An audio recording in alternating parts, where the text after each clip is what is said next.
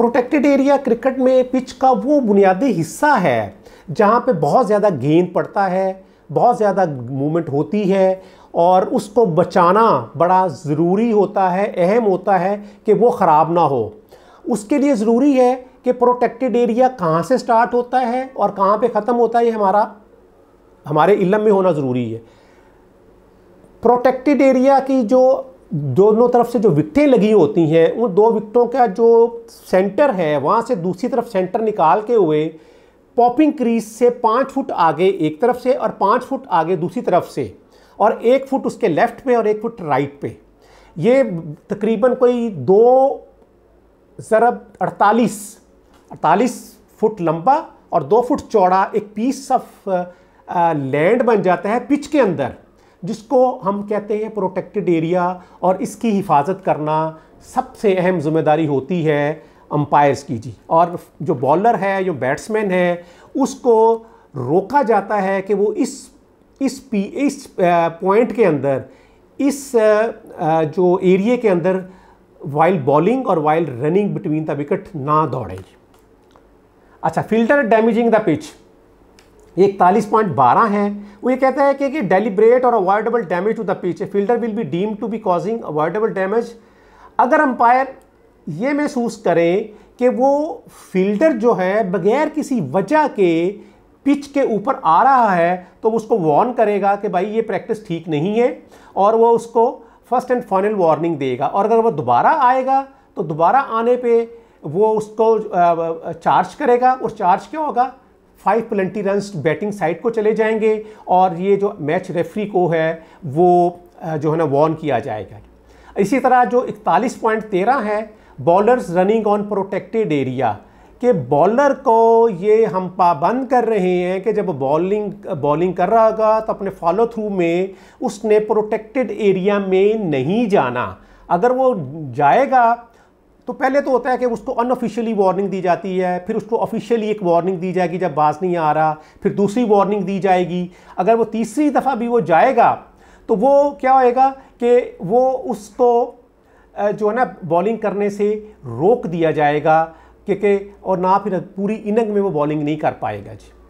अच्छा, उसके बाद जो 41.14 है वो बात करता है damaging the pitch by the batter, कि बैटर ने जानबूझ के पिच पे कोई डैमेज नहीं करना। अगर वो डैमेज करेगा, और ये ऐसा एक इम्पॉर्टेंट चीज़ है कि जब वो ऐसा करेगा तो वो एक 5 पेनल्टी रन्स लीड करेगा फील्डिंग साइड को।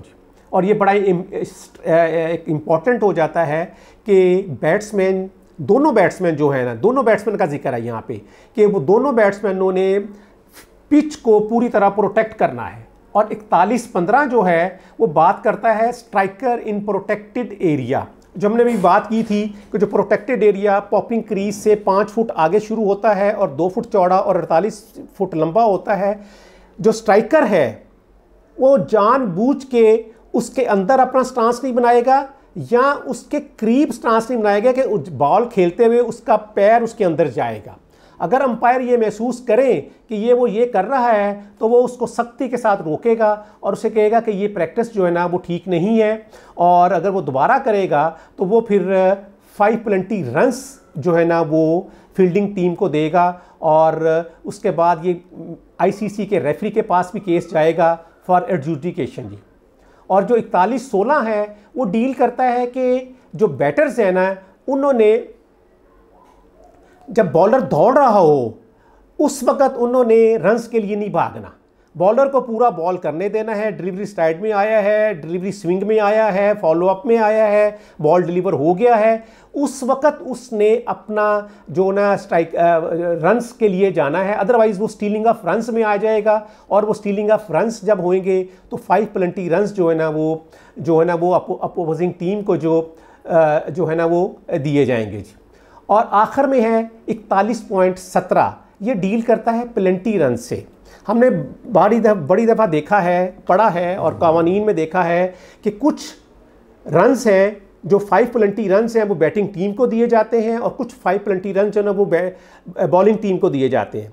हर दो का देना जो है उसका इन्हिसार उस वक़्त है जब कोई टीम वायोलेट करती है, कुछ कंडीशंस को वायोलेट करती है, तो उन कंडीशंस की पादाश में, सज़ा में वो बैटिंग साइड को और कुछ बॉलिंग साइड को 5 पेनल्टी रन्स मिलते हैं। उसकी तफसील जो है ना वो आप अगर एक नज़र देखेंगे तो वो आपको सारी मिल जाएगी। वो 41.17 में बड़ी वजाहत के साथ उसको बयान किया गया है।